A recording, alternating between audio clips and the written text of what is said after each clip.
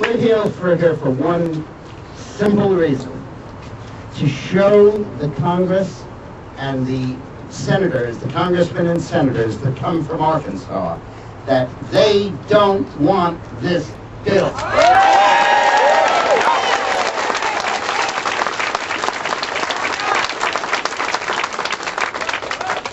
More scientifically, John Zogby finished a poll yesterday of all of Arkansas, and he found there are 28% of the state that's demented enough to support this bill, but there is 64% of the state that oppose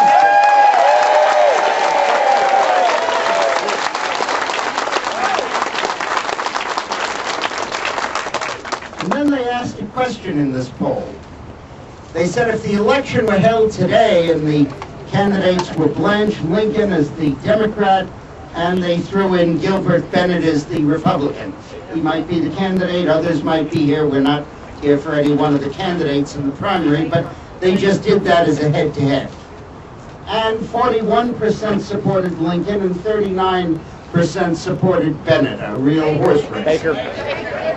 Gilbert? It's Gilbert Baker. Baker? I hope they got it right in the questionnaire.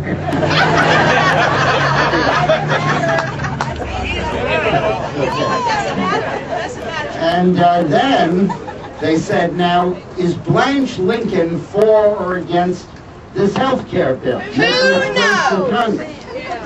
And 42% said she was for it, and 25% said she was against it, and a majority, the rest didn't know. So a majority got it wrong or didn't know.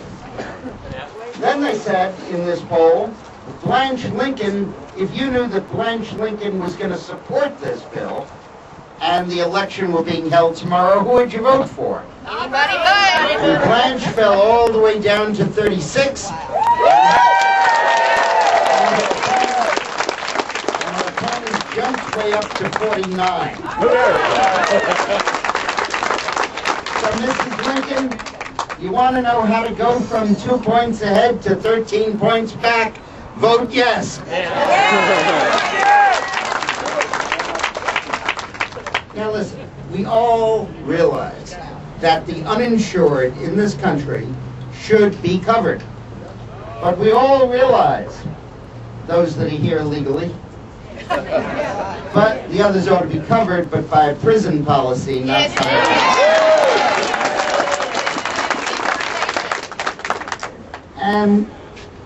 But we all also realize one fundamental fact. You cannot cover 36 million new people without any new doctors or new nurses or CAT scans or MRIs. You can't do it. And if you try, you're going to get scarcity. Now, normally what you do in times of scarcity is you raise the price. But you can't do that. So what they're going to do is to start saying no. Now, fortunately, this won't affect anybody here, because as I look at this audience, I see nobody here is on Medicare. There might be a few men on Medicare here, but certainly no women.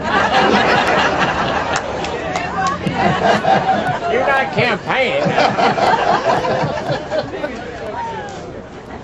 But the fact is that they're going to start saying no. You can't have this knee replacement. You can't have this hip replacement. You're an 80-year-old, overweight, diabetic who smokes, and I'm sorry, you can't have that bypass surgery. And I know you're going to die. And that's just too damn bad.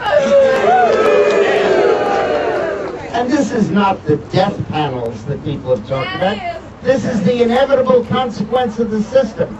No, it's not. At least you can appeal a death panel. It's worse than death panel. At least you get your day in court. Here, you don't get any day in court.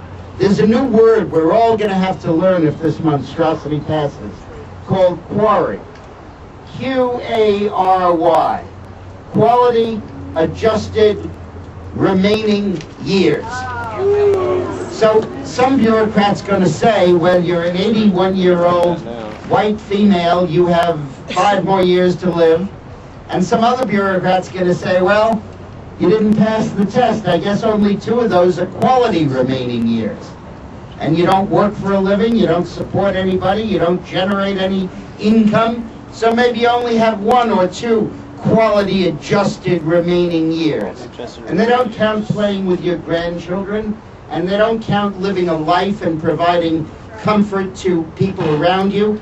My father is 99 years old. He was 96. He taught law at New York University. But then he had to have his colon taken out.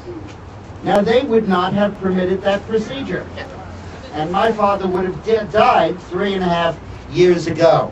And I can tell you, those 3.5 years I've had with him, and continue until he reaches over 100, I hope, have sure as heck been quality adjusted years.